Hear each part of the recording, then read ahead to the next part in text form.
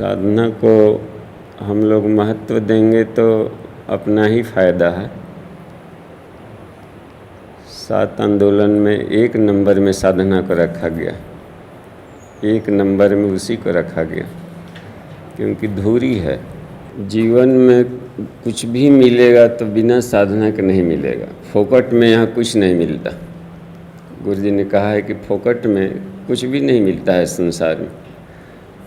जैसी साधना वैसी उपलब्धि।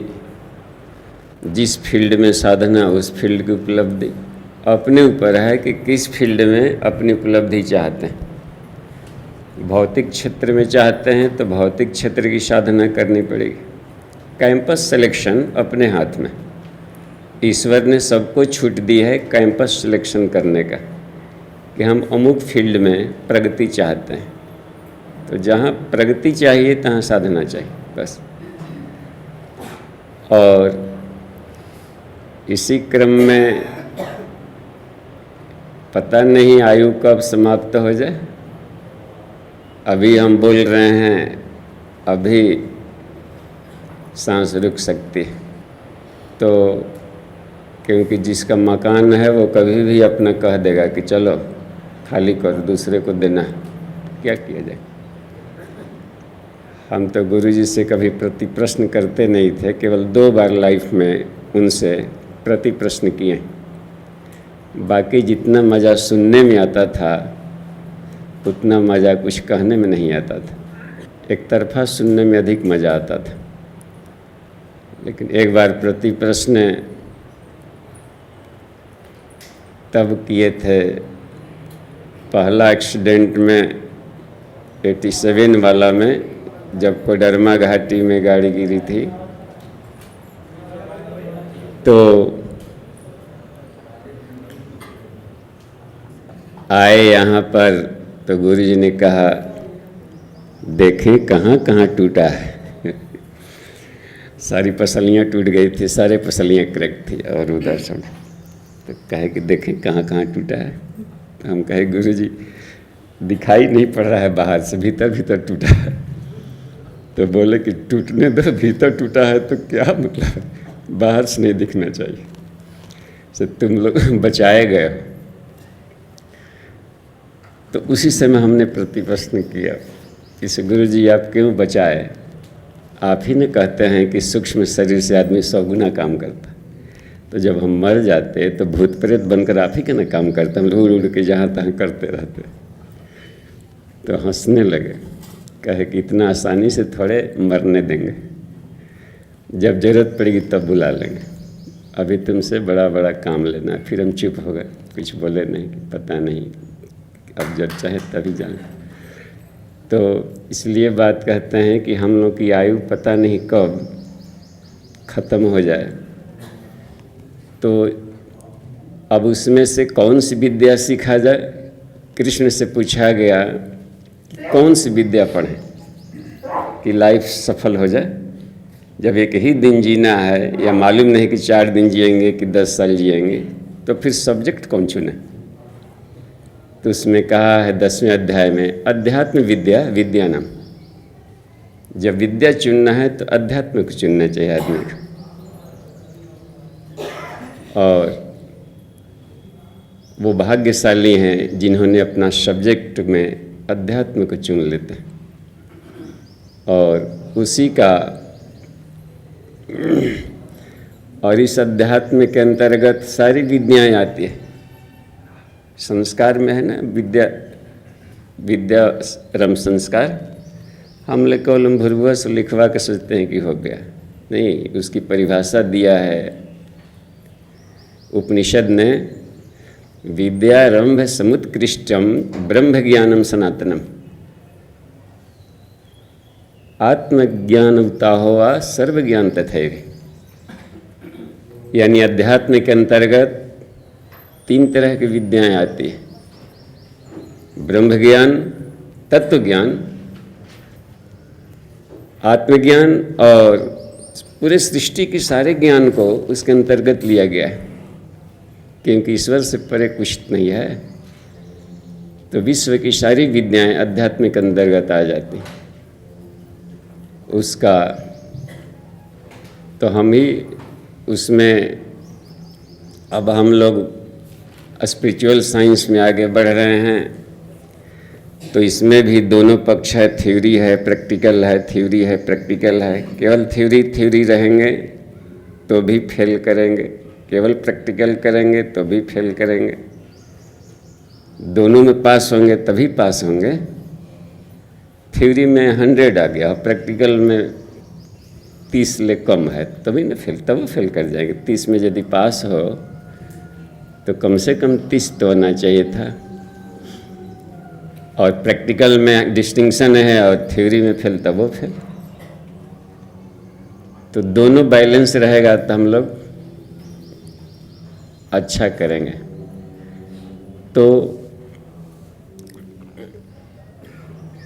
ये पंचकोशीय साधना सबसे सरल साधना है। कहा है गुरु जी ने, इससे सरल साधना नहीं है, और हर कोई आत्मा का साक्षात्कार कर सकता है। इस उसको हम लोग एज ए प्ले ले में, इसको खेल की तरह, टेंशन के रूप में नहीं, बड़ा एज ए गेम, बस इंजॉय लीजिए हर सब्जेक्ट का, मज़ा आ जाएगा। तो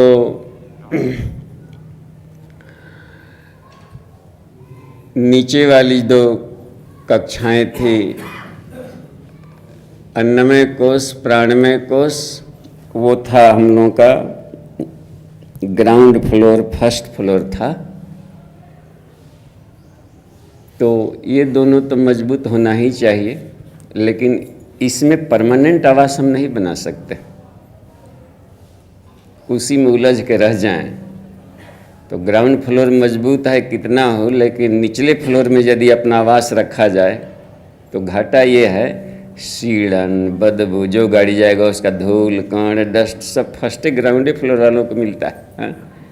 उधर का बरसात वाला नाली का पानी कभी इधर आ गया, उधर आ गया, टेंशन वाला है।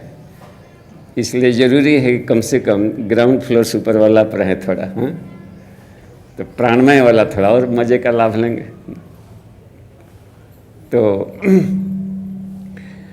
प्राण में ग्राउंड फ्लोर में बहुत थोड़ा सा ही ध्यान देना था हम लोग। आहार विहार थोड़ा सा देख लिया और थोड़ा योग व्यायाम कर लिया, कौन इसमें टेंशन की बात नहीं, हर कोई अपना स्वास्थ्य ठीक रख सकता है।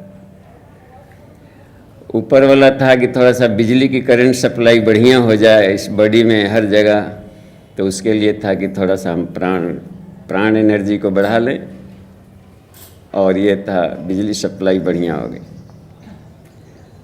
इन दिनों मशीन भी निकल गया है शरीर की बिजलियों को नापने वाला, है ना। दिमाग की बिजली के लिए एक है मशीन, इलेक्ट्रो इंसेफेलोग्राम, वो सब ग्राफ बनाता है। ग्राफ से वैज्ञानिक लोग जान जाते हैं कि इसके दिमाग में कितना बिजली है और बिजली की क्या वेव है, पता लगा लेते। आँखों का भी बिजली का अलग मशीन निकाल लिया है वैज्ञानिक, इलेक्ट्रो, गुरुदेव ने उसका नाम दिया इलेक्ट्रो रेटिनोग्राम। अब कहिए, इसका बिजली एक अलगे खींचता है, फोटो रिसेप्टर सेल्स होते हैं उसमें, रॉड कॉन्स वाले, तो सोलर एनर्जी से चार्ज कर लेते हैं। कितना चार्ज किया, कितना कम किया, बैटरी का ऊर्जा, इसको भी नाप लेता है वैज्ञानिक। नाक भी, यहाँ का भी बिजली का मशीन, वैज्ञानिकों को भी धन्यवाद, नाक वाला भी बिजली निकाल लेता है। इलेक्ट्रोनेजोग्राम बना लिया, क्योंकि यहाँ भी गंध वाला सेल्स होता है, ये सब सेंसरी, इसका भी दिमाग से संबंध है। ये भी कम रहेगा तो हम उस कक्षा में आगे नहीं बढ़ सकते। और असली है सब, मेन स्टोरी यही है। इलेक्ट्रोलेबियोग्राम, ओठों वाली बिजली को ही पता लगा लेगा। पूरे बॉडी के मांसपेशियों का इलेक्ट्रोमायोग्राम बना लिया। हार्ट के भी बिजली बढ़िया से, कहीं बैटरी जल्दी मत ख़त्म हो जाए, पंप करता रहे, उसका इलेक्ट्रोकार्डियोग्राम निकाल लिया। हर जगह इलेक्ट्रोयूरोग्राम निकाल लिया। गर्भाशय की स्थिति भी देख लेता है। एक 84 लाख योनि से आदमी आया है कि कौम से आया है, इसका क्या है बेस। 84 लाख योनियों का कंसेप्ट वैज्ञानिक लोग खोज रहे थे, तो देखा कि इलेक्ट्रोयूरोग्राम से निकाला कि गर्भाशय में जब बच्चा है तो उसके दिमाग का ग्राफ कैसे बन रहा है। अच्छा, तो देखा कि हर 3 सेकंड पर उसका ग्राफ बदल रहा है। जब सोचना शुरू कर देता है 7वें माह में, देखा है कि इसका गजब का है, 3 सेकंड में ग्राफ बन रहा है। तो 3 सेकंड से 84 लाख से गुना किया तो 9 महीना 10 दिन हो गया। कहा कि रे गजब, कहीं तो लग रहा है कि हर 3 सेकंड पर किसी न किसी पिछला जन्म को याद कर रहा है। और बायोजेनिक ला दिया है 2 वैज्ञानिकों ने, ओंटोगेनी रिकैपिचुलेट सिलोगेनी, यानी जब बच्चा भ्रूण अवस्था में रहता है तब पिछली एंसेस्ट्रल पीढ़ियों को याद करता है, गर्भोपनिषद में कहा। तो पता लगा कि अरे ये तो हर 3 सेकंड पर पिछला जन्म वाला याद कर रहा है। तो ऐसे अनुमान लगा लिया कि तकरीबन इससे मिलती जुलती जनिया। इसलिए इस समय इतने बढ़िया युग में हम लोग गुजर रहे हैं कि पूरे विश्व का भला होगा। महर्षि कणाद हुए, महर्षि श्रृंगी ऋषि हुए, ये लोग भी अध्यात्म का वैज्ञानिक प्रतिपादन करने में 100% सफल हो गए थे। तभी न खीर के जो परमाणु थे चरु, श्रृंगी ने उसमें hereditary character DNA correct change कर दिया उसका, और उसे राम जैसे बच्चे पैदा हुए। सबसे बड़े साइंटिस्ट माने जाते थे वे इसके, लेकिन उनकी मजबूरी थी कि उन दिनों का जो जनरल समाज था उसका वैज्ञानिक प्लेटफॉर्म कमज़ोर था, सबको नहीं समझाने में सफल हुए। अभी गुरुदेव को सारा लाभ मिल गया कि इन दिनों का विज्ञान इतना डेवलप्ड है कि इनके हर कंसेप्ट को बढ़िया से समझने के लिए तैयार है। क्योंकि क्वांटा आज इनकी जो लास्ट प्लेटफॉर्म है वह है पैरा साइंस का सबसे शुरुआती प्लेटफॉर्म है।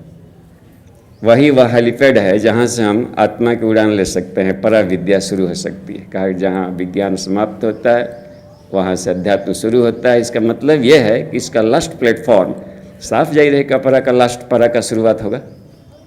जब दोनों साइंस है तो हम मेटाफिजिक्स में बढ़ते जा रहे हैं, तो होगा ना कोई ऐसा प्लेटफॉर्म जहाँ से उड़ान भरा जा सकता है। तो इसी क्रम में हम लोग आगे बढ़ रहे हैं और मनोमय कोश में आज हम लोग प्रवेश करेंगे। उसके पहले थोड़ा सा हरकत कर लिया जाए, थोड़ा सा ये लगे कि ग्राउंड फ्लोर ठीक है। हाँ 10-15 मिनट चलिए खड़े हो जाए, हम लोग मस्त हो जाए। लगे कि अकड़ा हुआ है लेकिन अकड़ा नहीं है, एकदम सॉफ्ट है, भीतर से सजग है। विश्राम, सावधान। गति संचालन क्रमांक 4 हमारे साथ साथ शुरू। 1 2 3 4। हाँ ये ठीक है। अब से रुकिए। ऐसे था ना 4, यही तो हम देख रहे थे कि याद है कि नहीं है। 4 में था कि एक बार ऐसे जाना, दूसरी बार ऐसे जाना। ठीक है, क्रमांक 4 16 तक। 1 2 3 9 10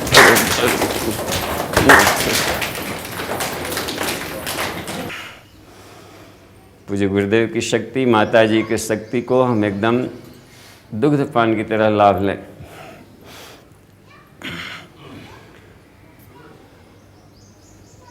फिर सावधान की स्थितियाँ में 1 राउंड और करें। संचालन शुरू। 1 2 3 4।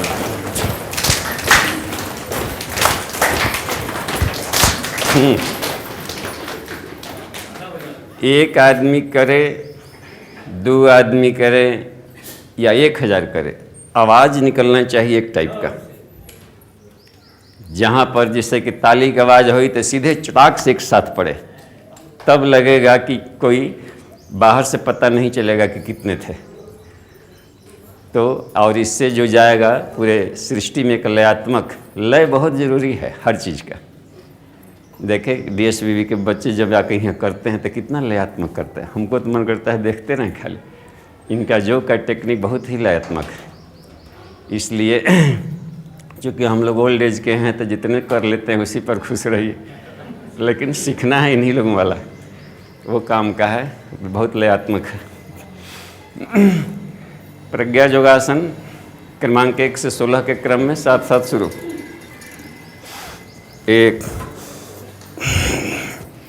2 3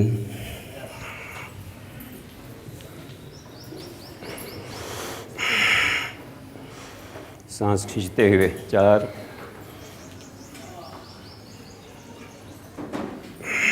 छोड़ते हुए 5 खींचते हुए 6 छोड़ते हुए 7 खींचते हुए 8, छोड़ते हुए 9,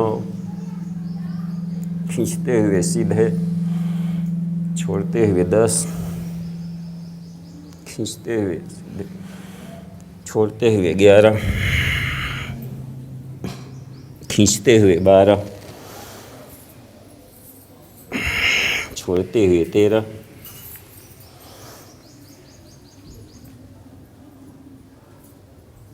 खींचते हुए, प्रणाम कर लीजिए सविता को, छोड़ते हुए 14,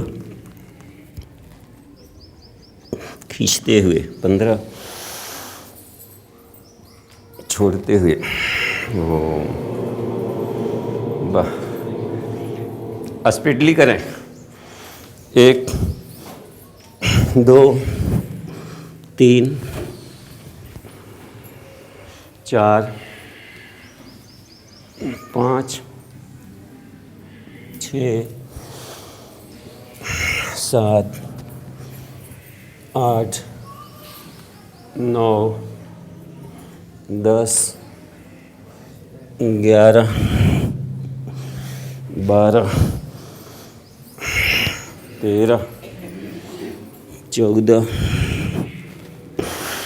15, 16,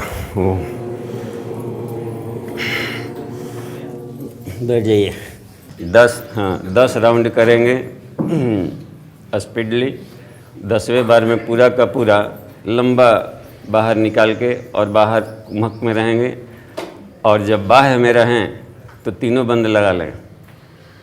फिर जा कर के सांस जब लगे कि खींचना चाहिए, सहजता अनुभव करें तो भर पेट खींचें, फिर महाबंद लगावें और बाएं से ही छोड़ेंगे।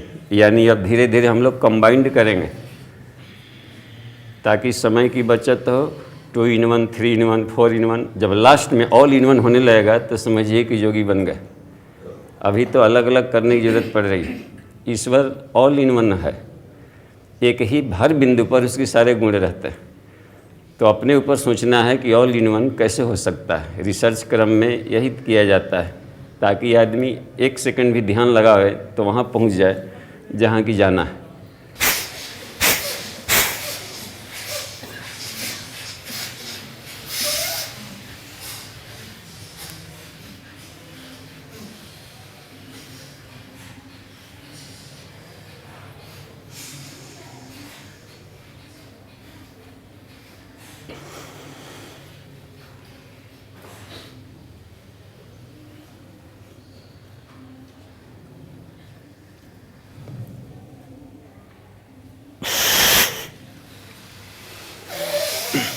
दाहिने नाक से यही क्रिया करें।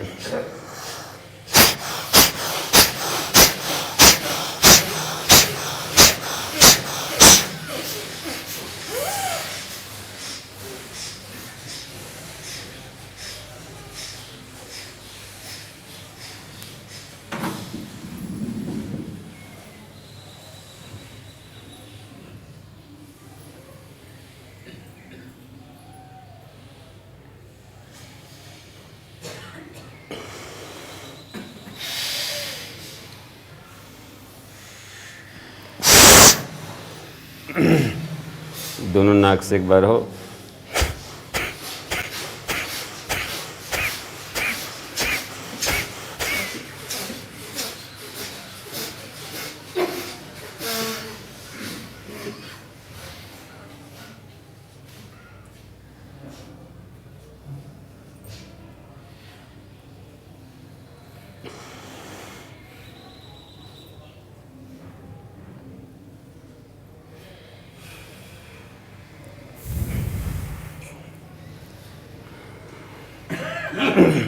पूरे प्रोसेस में मेरुदंड का सीधा रहना जरूरी है। वर्टिब्रल कॉलम कुछ लोगों का झुक गया है, बिल्कुल उसको रखिए स्ट्रेट। जितने सीधा रहेंगे उतने प्राणायाम का लाभ अधिक मिलेगा। प्राण का फ्लो हमेशा मेरुदंड से होता है। उसमें कम से कम कॉक्सिक्स से लेकर के और हम लोगों का ऊपर एक्सिस तक बिल्कुल स्ट्रेट रहे तो अधिक फायदा होगा। अब प्राणाकर्षण क्रिया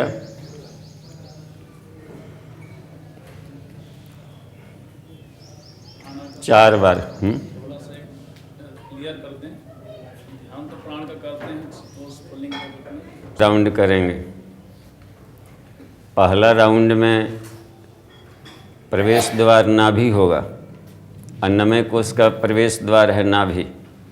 नाभि का मस्तिष्क सांस लेता है अन्नमय कोश में।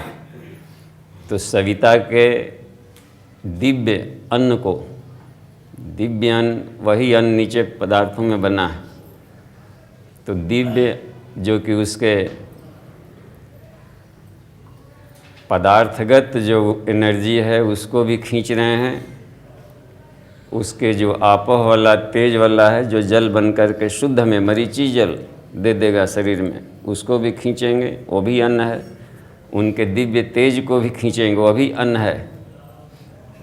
और उनके कारण सत्ता को भी खींचेंगे, वो भी अन्न है, क्योंकि अन्न से मन तक बना है। तो खींचेंगे यहाँ और पहुँचेगा पूरे होल बॉडी में।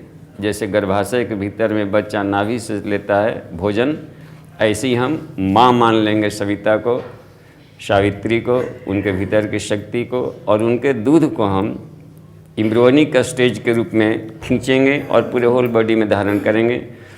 सांस तो खींचाएगा नाक से ही, लेकिन भावना करेंगे कि वहाँ से खींच रहे हैं। पहली राउंड में ऐसा करेंगे प्राणायाम। दूसरका खेप में करेंगे, इथरिक बॉडी को चार्ज करेंगे। तो दूसरका बार में मूलाधार से खींचेंगे और सहस्रार तक ले जाएंगे उसको, सारे चक्रों को उसका लाभ देते हुए और आसपास के सारे एरिया को प्रकाशित करते हैं। तीसरा बार में हम लोग खींचेंगे भ्रूमध्य से, आज्ञा चक्र में खींचेंगे और होल बॉडी के मनोमय कोश को भर देंगे। माइंड है हर बॉडी में।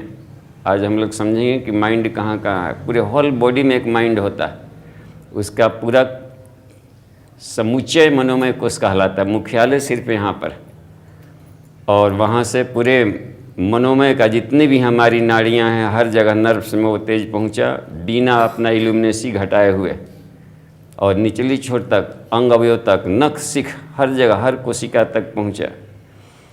और चौथे हालत में खींचेंगे हम लोग, विज्ञान में का है दरवाज़ा, हृदय क्षेत्र में अनाहत है विज्ञान में कोश का दरवाज़ा, और वहाँ से खींचेंगे उनकी भावाग्नि को खींचेंगे, और उसके द्वारा यहाँ पर से खींच करके भरेंगे शरीर में, और पूरे होल शरीर के जो भीतर में सहृदयता, सजनता, इसका वाले वेब्स को भर लेंगे। और अंत में आनंदमय कोश के लिए दरवाज़ा है सहस्रार, यानी जो बिल्कुल ही परा है, उसको खींचेंगे विशुद्ध रूप से, प्रकृति से बिना कोई अपना संबंध रखे हुए, सीधे वहाँ को खींच करके, और शरीर के रग रग में, चूँकि हर जगह उनकी चेतना घुली है, तो हर कोशिकाओं में आनंद को भेजेंगे ही, साथ ही साथ पूरे यूनिवर्स में इन किरणों को फेंकेंगे। तो आज केवल 5 बार इसलिए करेंगे कि घर पर अन्य भी विषय हम लोग को पढ़ना है। बाद में इसके जैसे जैसे क्लियर होते जाएगा, घर में इसको जितना बन सके, जितना जप करते हैं, गायत्री मंत्र का जप ही प्राणायाम का मंत्र है। हर जप के साथ सांस जाएगा तो गहरा खींचेंगे, रोकेंगे जरूर, और तब छोड़ेंगे। विष तत्व भी निकलेगा, लेकिन जब विष निकलना बंद हो जाए तो फिर इससे अपने शुद्ध प्राण से दूसरों को भी, विश्व को भी लाभान्वित करेंगे। खींचा, अपने भी स्टोर किया, और स्टेप अप ट्रांसफार्मर बन के दिया। 2 तरह का ट्रांसफार्मर होता है, स्टेप डाउन, स्टेप अप। समष्टि चेतना को खींचा और बूंद किया, और उसको जा कर के यहाँ बांटा, तब कहलाएगा कि ये जवान बेटा है हमारा। बाप से थोड़ा सा हेल्प लिया और अपना भी ऊर्जा लगा करके पूरा का पूरा उसको भर दिया, उन्हीं के गुणों को जोश उमंग के साथ स्प्रे कर दिए, फैलाए। तो इसका भी लाभ हम लोग देते चलेंगे। तो जैसे जैसे आपका ज्ञान पक्ष है मजबूत होता जाए वैसा करेंगे। अभी 5 राउंड में 5 दरवाजे हैं, उसका लाभ लीजिए। प्राणाकर्षण शुरू। बाह्य कुंभक में भी लगेगा महाबंध और अंतः कुंभक में भी।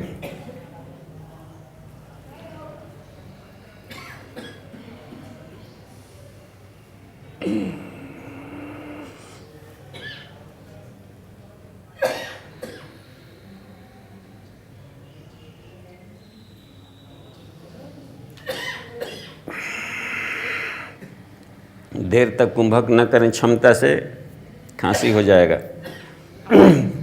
हल्का कुंभक करें। जब सांस को बाहर छोड़ें तो अपने शरीर के रोगों को हटावें, दमा को बाहर निकाल दें, रोगों को हटा दें। इस तरीके से शुरुआती कुछ दिनों तक अपने अशुद्धियों को निकालने वाला रेचक के साथ होगा।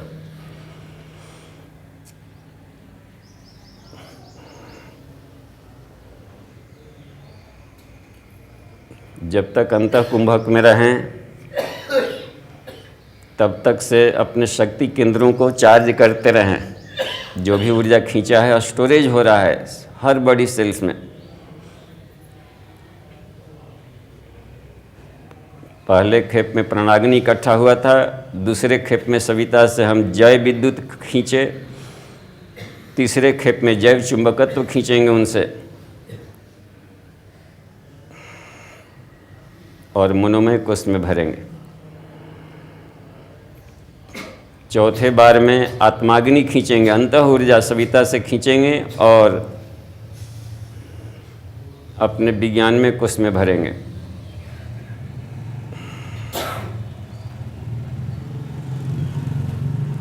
पांचवें खेप में ब्रह्माग्नि को खींचेंगे और अपने आनंद में कोष में भरेंगे।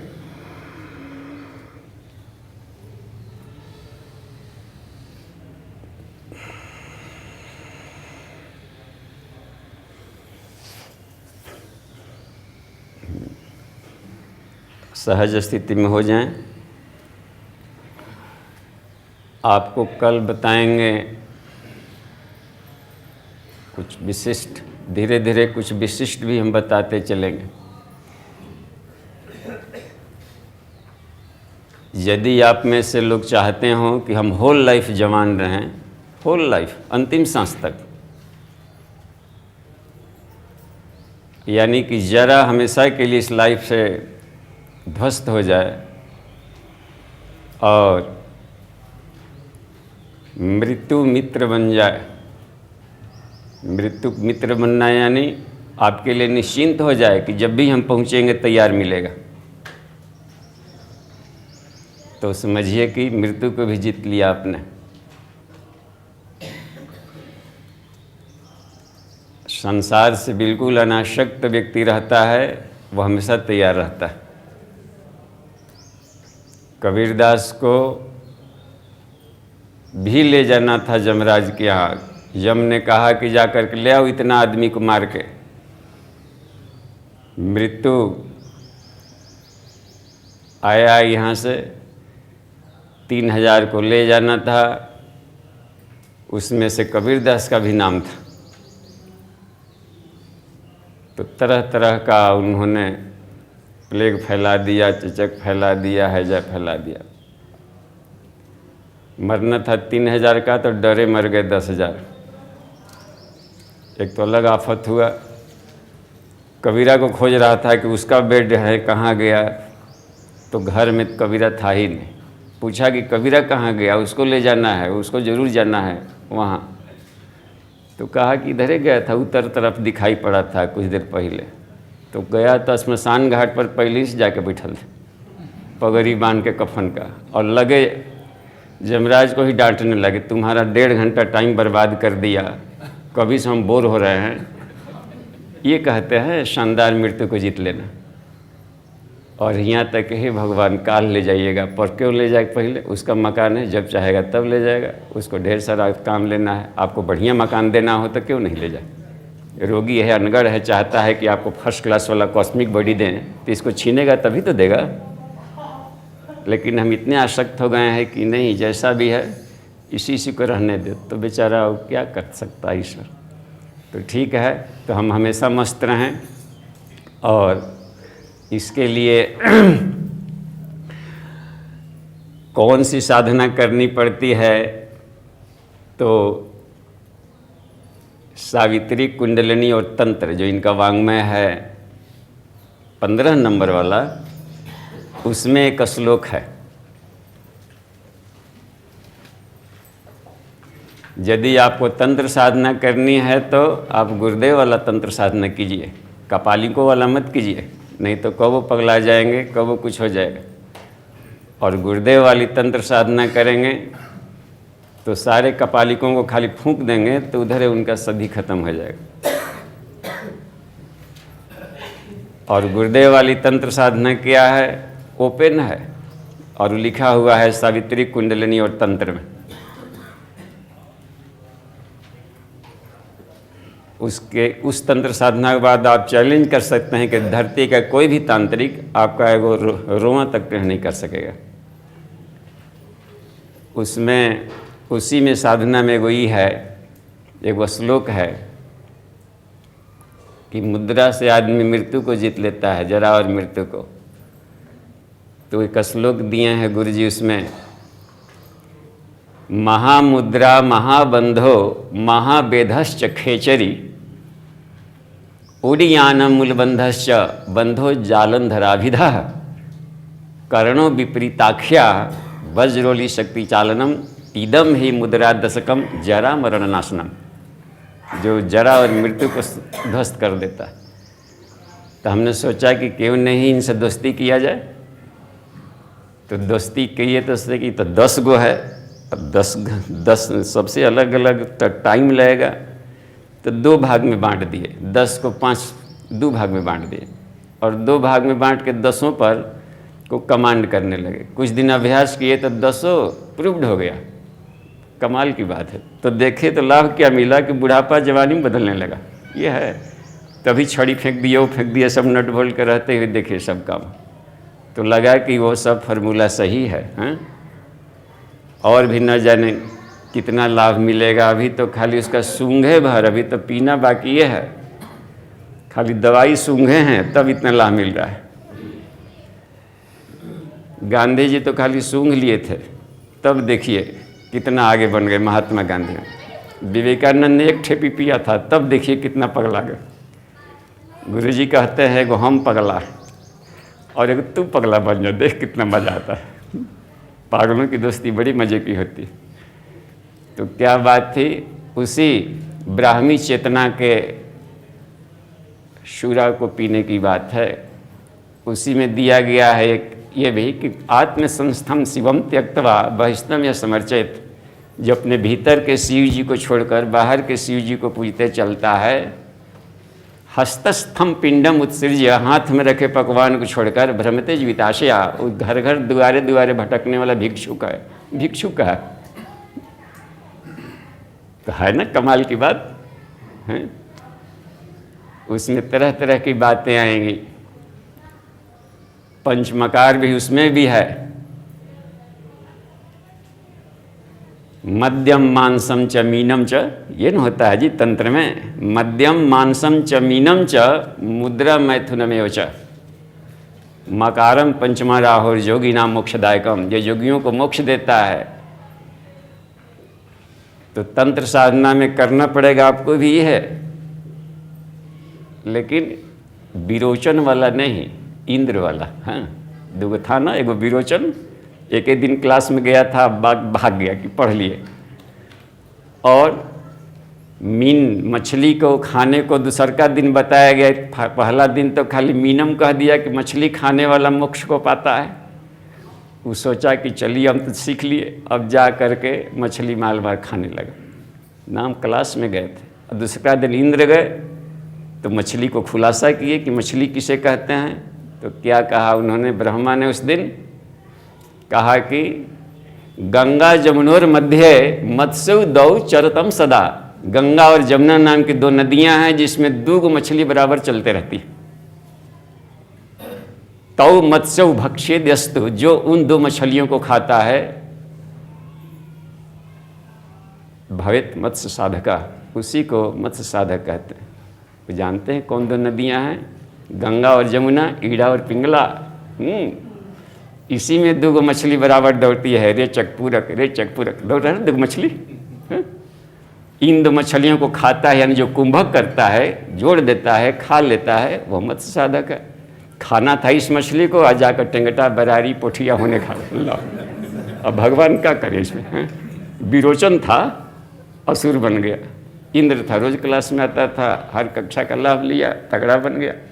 तो आइए हम लोग आगे की कक्षा को बढ़ाते हैं। मनोमय कोश वाला वो बताएंगे हम लोग 10 का कैसे कंबाइन करें, महामुद्रा वगैरह।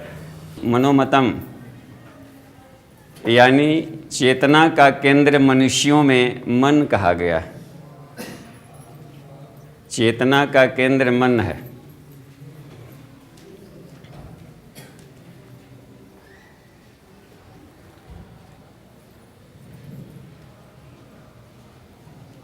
और जायते महति त्वंतः शक्ति तस्मिन् वशंगते, और जो उसके वो बस में कर लिया वह महान शक्ति का अधिष्ठाता बन गया। समझ ली, सेंटर है। जिसे गायत्री माता का 5 गो था ना, मूड़ी पंचमुखी साधना कर रहे हैं, तो सेंट्रल मूड़ी है हुआ, सेंटर बीच वाला, तो केंद्र कह सकते हैं इसको। सब 5 चेतना है, गायत्री चेतना है, अन्नमय, प्राणमय, मनोमय, दुगहेने अदुगहेने। ये हो गया स्थूल शरीर, ये हो गया सूक्ष्म शरीर, ये हो गया कारण शरीर। आत्मा परमात्मा है इधर, तो ये सेंटर है।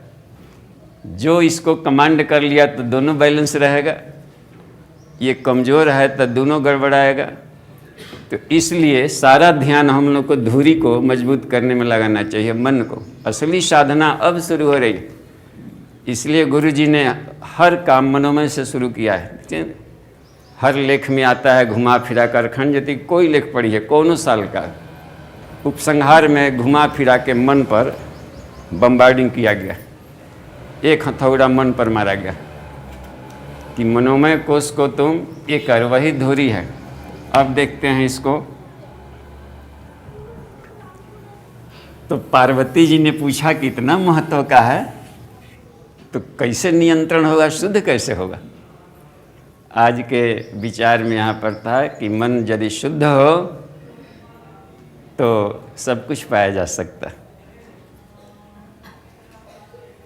और शुद्ध कैसे हो ये पूछ दिया पार्वती जी ने शिव जी से कि ये तो बताइए कि मन कैसे शुद्ध होगा।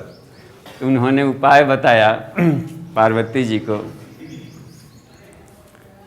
ध्यान त्राटक तन मात्रा जपानाम साधनैर्ननु भवती उज्ज्वल कोश पार्वती यश मनोमया। हे पार्वती, यह मनोमय कोश जप ध्यान त्राटक तन्मात्रा साधना से एकदम उज्जवल हो जाता है। यानी बिगड़ैल से बिगड़ैल मन भी साधक के मुट्ठी में रहेगा, एकदम बेस्ट फ्रेंड बन जाएगा। जब मन अनियंत्रित हो तो हलाहल विष है, नियंत्रित हो गया तो चमत्कारी अमृत है। उसी से केवल दोस्ती करना है। मान जा ईश्वर नहीं, मान जा मेरा मन, बस। ईश्वर को कुछ नहीं बिगड़ा है, न रूसा फूलता है कभी। और सूर्य भगवान को चालीसा पढ़िए तो, अन्ना पढ़िए तो वो रोशनी देते ही रहेंगे, रूसल फूलल थोड़े हैं। हम ही लोगों के लिए मान कुलमान खरवास होता है कि सब पूजा पाठ छोड़ देते हैं, और सूर्य भगवान खरवास मनाने लगे तो कि हम भर खरवास नहीं उगेंगे। अब सोचिए क्या होगा, सब खत्म। वो नहीं कब रुसते फूलते हैं, उनके लिए न मान है न कुलमान है। हर दिन सब ईश्वरीय चेतना अपना काम करती। इसलिए मान जा मेरे मन, मन का ही है खाली खुराफात। तो इसलिए मन को साधना, असली साधना अब शुरू होगी। तो उसमें बता दिया 4 उपाय। जप, ध्यान, उसमें है ना, हाँ 8वां क्लास में। अब हाँ 8वां क्लास में हम लोग आगे बढ़ने लगे, यानी हाई स्कूल में चल गए हम लोग।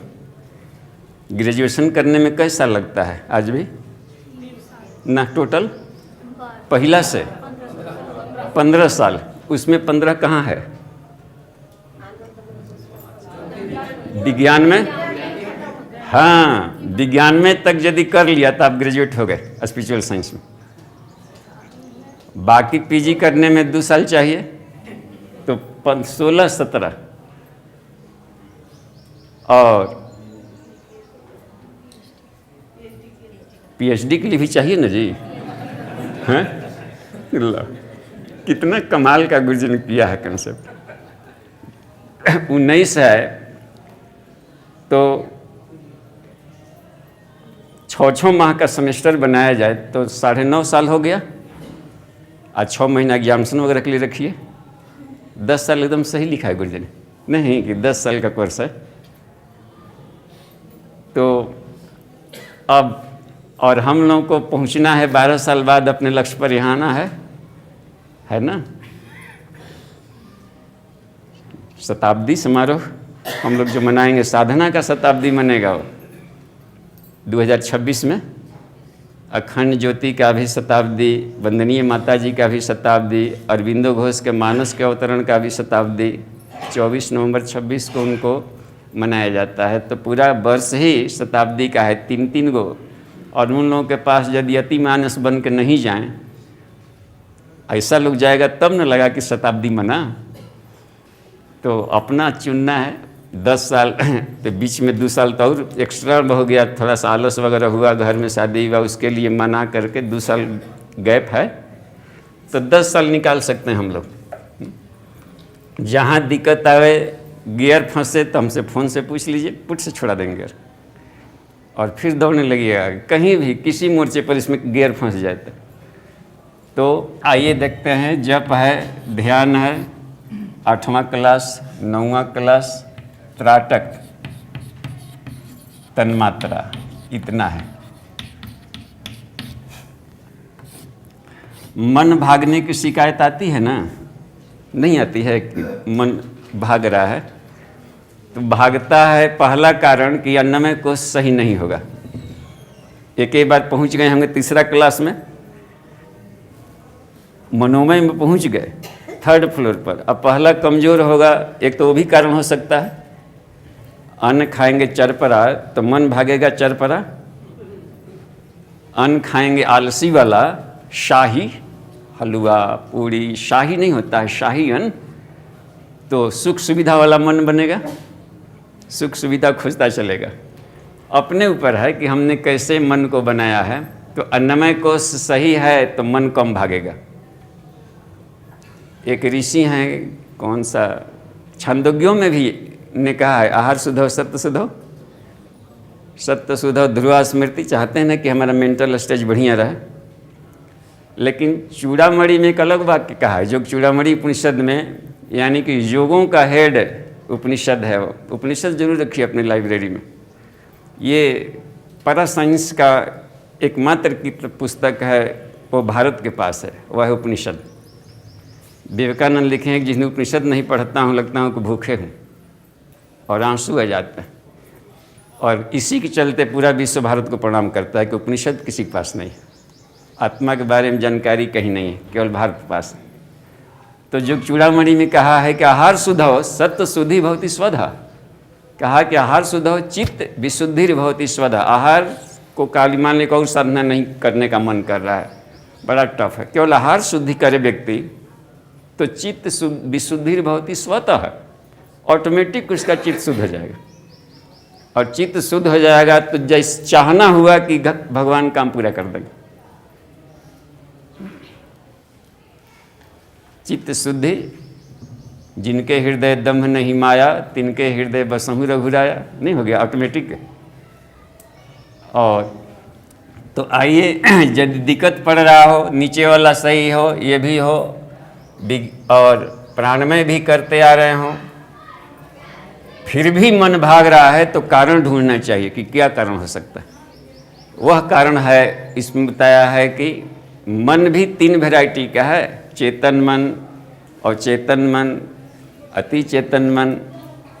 तो अवचेतन मस्तिष्क में पुराने जन्मों की हमारे ढेर सारी गलत आदतें, अच्छी बुरी आदतें उसमें दबी पड़ी, वासनाएं बार बार उधर से प्रेरित करती है कि तू ऐसा सोच।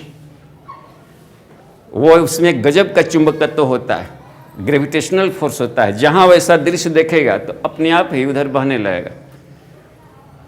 प्रज्ञोपनिषद में एक बार पूछा है कश्यप ने याज्ञवल्क्य से कि आदमी कोई नहीं चाहता है कि हम गलत दिशा में जाएं, फिर भी क्यों जाता है। तो उन्होंने एक साइंस बताया, प्रज्ञोपनिषद प्योर साइंस है। उसमें कहा याज्ञवल्क्य ने कि हे कश्यप, एतद सुविदितम तथ्यम प्रवाहो वारिणः स्वयं निम्न धावती भूमि सा गुरुत्वाकर्षण रीता।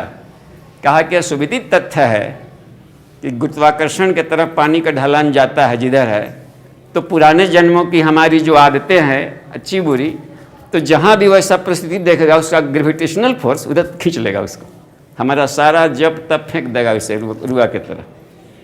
इसलिए उसको यदि सफाई करना है तो क्या करें, तो कहा पार्वती ने कि हे पार्वती पहले तो जप करे साधक, इससे भी हठीला है तो प्लस ध्यान, इससे भी हठीला है तो प्लस त्राटक, इससे भी हठीला है तो प्लस तन्मात्रा। सवाल ही नहीं कि नट बोल्ट नहीं खुलेगा, ये चारों रिंच पिलास्ट्री से नहीं खुल रहा है तो तेल डालो, ओव लगाओ, सलाई रिंच लगाओ, टूटो नहीं तो फूटो, कुछ तो होगा ना जिसमें।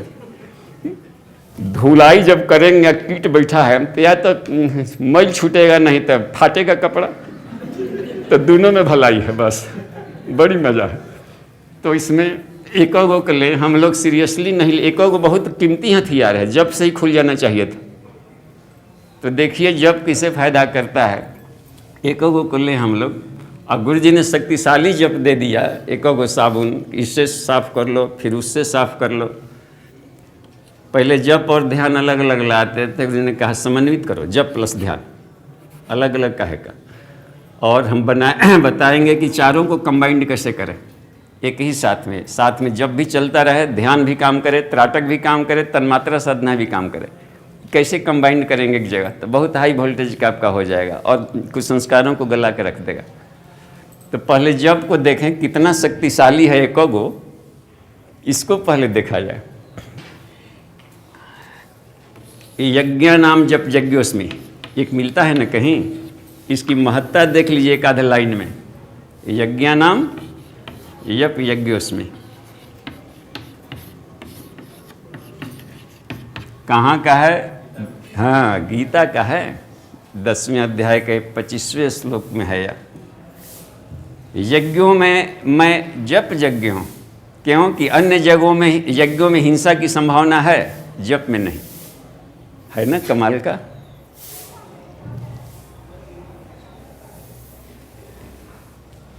मन ही मन जप कर रहे हैं तो इसमें हिंसा की कोई संभावना नहीं। यज्ञों में मैं जप यज्ञ, तप तो यज्ञ तपदान, तो जितने भी वैरायटी की यज्ञ है तो हम जप के बढ़ी के यज्ञ क्यों नहीं करें, जप यज्ञ करें। तो गायत्री महामंत्र का जप भी करना है तो कौन से मंत्र का करें। अब होगा ना कि जप करना है तो कौन सा साबुन लाना है, कौन सा साबुन लगाना होता है ना कि जिसमें कि साइड इफेक्ट ना हो। तो बताया इसमें कि गायत्री छंदसाम अहम, ये भी गीता में कहा है 35वें में जाकर कि मंत्रों में मैं गायत्री मंत्र हूँ।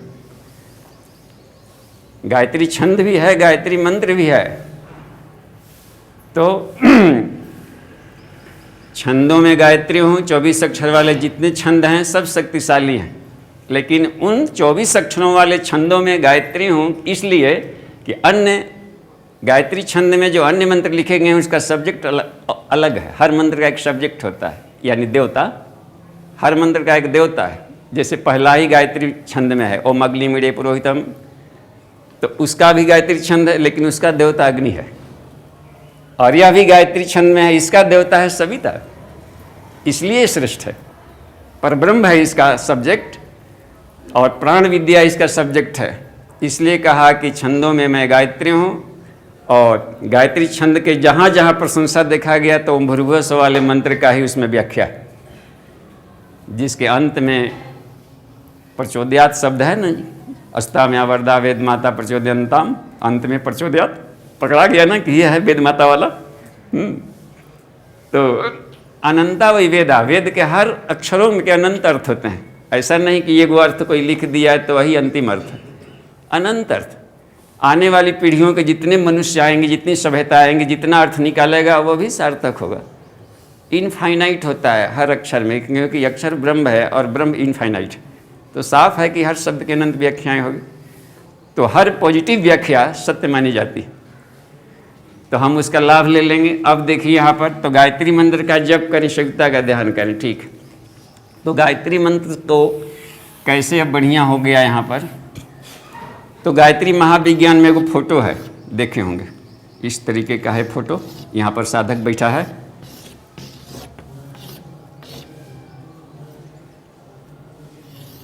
देखिए। तो उसमें मंत्र का जप करेंगे तो वह मंत्र शरीर में अक्षर कहाँ कहाँ पर नॉक करेगा, कंपन। तो 24 जगह सद्बुद्धि प्रकाशक शक्तियाँ। प्राण तो कण कण में है, हर बड़ी सेल्स में है, लेकिन उसमें से कुछ ऐसे पॉइंट है जो कि सद्बुद्धि प्रकाशक पॉइंट है।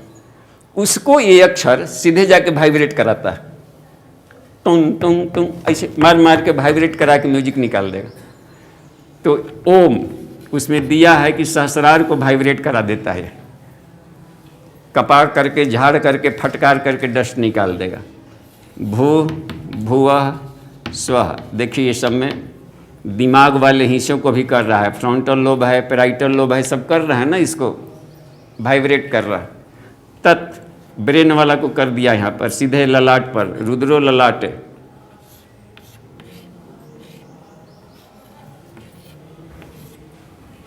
इसमें देखिए तत् कर दिया हिया पर का। तो आँख ये हो गया स, वी हो गया, ये हो गया तू, वह हो गया, नाक हो गया रे, नियम हो गया यहाँ पर। देखिए पूरा ब्रेन ओम भूर्भुवः स्वः तत्सवितुर्वरेण्यम, यानी पूरा मुख्यालय यह मंत्र कमाल का सारे अंगावयों, ज्ञानेंद्रियों सबको वाइब्रेट करके चमकाने के में लग गया। इधर देखिए विशुद्धि चक्र, यहाँ पर फिर भर आ गया, अनाहत गो आ गया, इस साइड का दे आ गया, यहाँ का वो आ गया, मणिपुर का सीधे यहाँ पर से आ गया। देखिए कमाल का। फिर इस साइड वाला जितना अंग हैं, धी आ गया, इस साइड वाले सारे अंगों का म आ गया, और सीधे यहाँ का मूलाधार का ही आ गया। यानी भर्गो दिवस पूरे होल बॉडी का आपका आ गया। ये आ गया पूरा क्रेनियल रीजन, ये पूरा आ गया धड़ वाला सिस्टम। अभी बाकी है भुजाएं वाला, कर्मजो वाला सब बाकी है। धी यो यो नः प्र चो,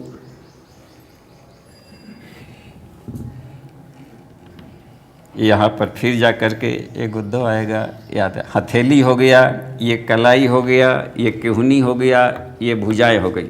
1 2 3 4 5 6 7 8। और इसी टाइप के पैरों में भी इन जोड़ों को ये साथ साथ कंबाइन करता है। हाथ पैरों के भीतर में जो जॉइंट्स पर जो प्राण हमारा बासी पड़ा था, वाइब्रेट करके निकाल दिया। अब लग रहा है ना कि पूरे इस बॉडी को कैसे गायत्री मंत्र कमाल करता है। हमारा केवल मंत्र बोल रहे होंगे, इस पॉइंट पर ध्यान नहीं कर रहे होंगे, या ध्यान कम होगा या कुछ होगा, तभी जाकर यह कम काम करता है। नहीं तो मंत्र अपना लाभ देना चाहिए था जिस उद्देश्य के लिए कहा गया। तो और धीरे धीरे उनको इसको शुद्ध करके लाभ लेने का क्रम जारी रखा जाए, ठीक है। तो ये उसमें कैसे काम करता है, एक बार कभी अनुष्ठान काल में, जब उपवास काल में हो, तो इसका प्रयोग करके इसका लाभ लेते रहे वैज्ञानिक ढंग का। और धीरे धीरे उसमें उसके साथ में, अच्छा जप के साथ में जो भ्रांतियाँ रहती है, कब करें कब ना करें, कैसे फ़ायदा होगा ना होगा, ये सब तो उसमें भी पूरा लिख दिए हैं एक जगह। पंचकोशी साधना में भी, महाविज्ञान में भी। सूर्योदय के 1 घंटा पहले से 1 घंटा बाद तक, इस 2 घंटे वाला पीरियड में, या 2 घंटा पहले से 2 घंटा बाद तक, 2 घंटा पहले तक हो गया ब्रह्म मुहूर्त, 2 घंटा बाद तक प्रातःकाल। इस 4 घंटा में कभी भी करेंगे तो फायदा अधिक होगा, आध्यात्मिक शक्ति अधिक रहता है, प्रवाह। जो विरोचन स्तर के लोग होते हैं वो तो सोए रहते हैं रजाई में, और जो इंद्र स्तर के लोग होते हैं अपना काम करते रहते हैं, इसलिए वो बढ़िया है। और ईश्वर भी बड़ा अच्छा करता है कि सभी विरोचनों को सुताए रहता है। तो सोए रहा, डिस्टर्ब करेगा, हल्ला करेगा, जगेगा तो, हाँ? और उसका लाभ लिया जा सकता है। तो और अल्ट्रा वायलेट किरणें आती है, अल्फ़ा वायलेट किरणें आती है सूर्योदय के पहले, और बाद में जो गोल्डन रह जाता है हेल्थ को, उसमें सुनहली किरणों में सोना की मात्रा अधिक रहती है, गुरुजी ने लिखा है। और सोना स्वास्थ्य के लिए फ़ायदा करता है।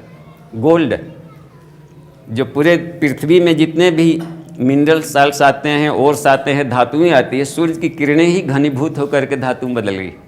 जो गोल्डन है वो बन गया गोल्ड इधर से, जो पीला था वो मरकरी बन गया, जो हरा था उधर से कॉपर बन गया। इसी तरीके से सब बदल जाता है।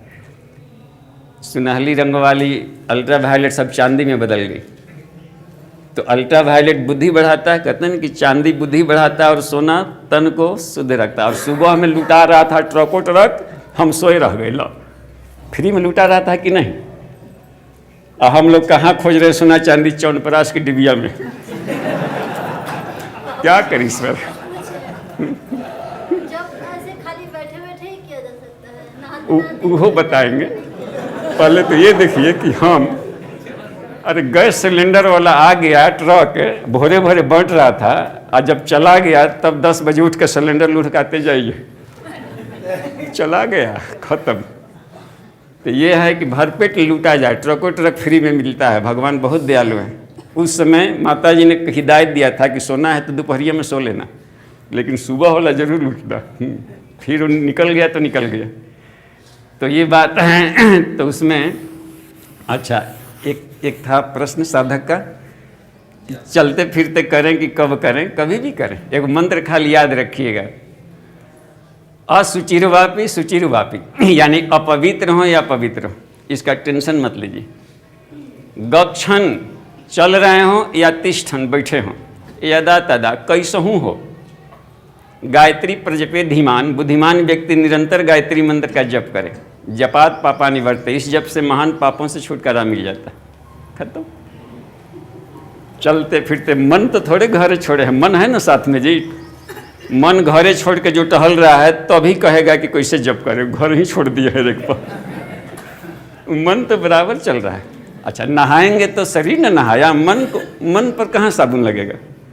खाली मान लीजिए कि हम शुद्ध हैं तो शुद्ध हैं, मान लिया कि गंदा है तो गंदा है। वो तो खाली मानने के ऊपर है, मनन। और शरीर से शुद्धि का कोई खास सवाल भी नहीं है। मान ली कोई नहा ही रहा हो तो कितना शुद्ध करेगा? रगड़ते रगड़ते एक परत चमड़ा छीले, और क्या कर सकता है? लेकिन आंतों में कहीं ना कहीं मल अभी भी रहेगा ना। पूरा आंत तो कोई निकाल के फेंकता नहीं है। निकाल भी आंत दे तो भी बॉडी सेल्स प्रति सेकंड लाखों कोशिकाएं मर रही है। श्मशान घाट की धूम मची है शरीर में, और लाखों कोशिकाएं जन्म ले रही, तब प्रजनन का भी धूम मचा है।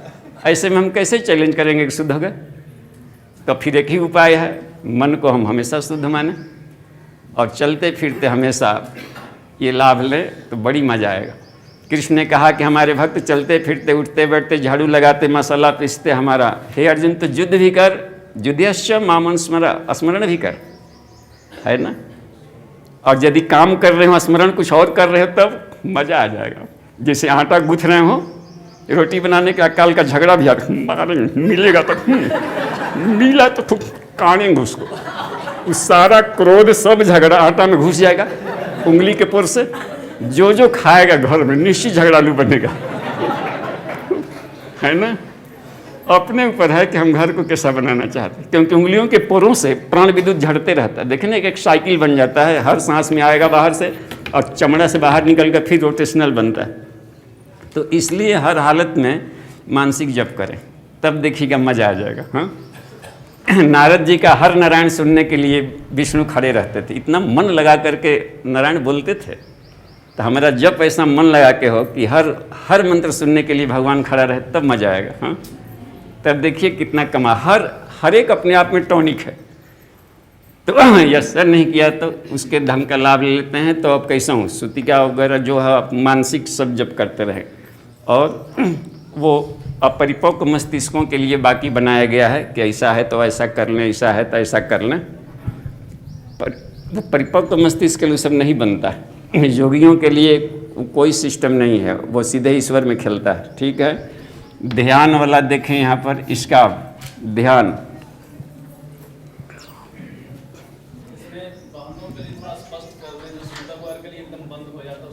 सूतक, हाँ, विशेष अवकाश के क्षणों में भी वो अपना मानसिक जब हमेशा चला रहा। बताए ना कि किसी भी अवस्था में शुचिर्वापी असुचिर्वापी, पवित्र हो या अपवित्र हो, गच्छन तिष्ठन यदा तदा गायत्री प्रजपे धीमान जपात पापा निवर्ते।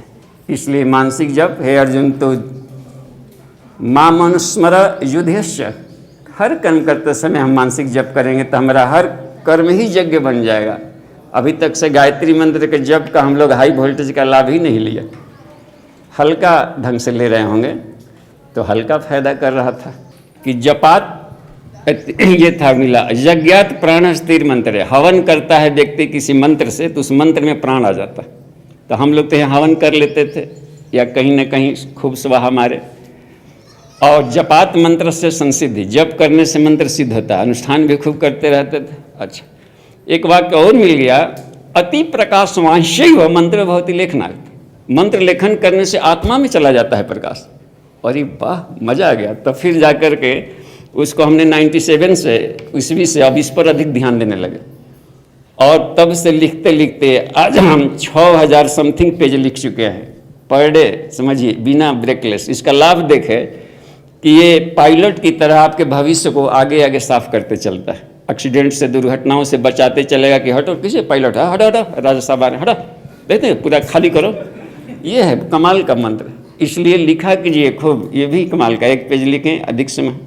बाबूजी एक बात देखे हैं बहुतों को कि ओम ओम ओम ओम लिख लेते हैं, फिर भूर भूवा लिख लेते हैं, इस तरह से कोई फायदा होता है? मजा है। हाँ, यदि उनको लिखने में मजा है तो बस मजा है, क्योंकि हाँ खूब होता है। ईश्वर चूंकि मजा है ना, वो किसी नियमों में नहीं बंधा, साधक को मजा आना चाहिए बस। गायत्री मंत्र का हर अक्षर ही अपने आप में चमत्कारी। तो ऐसे लिखा तो अब उस को कोई किसी ने अपनी सुविधा देखे होंगे, अपनी सुविधा देखकर न किया होगा। तो सुविधा विज्ञान भी बढ़िया है।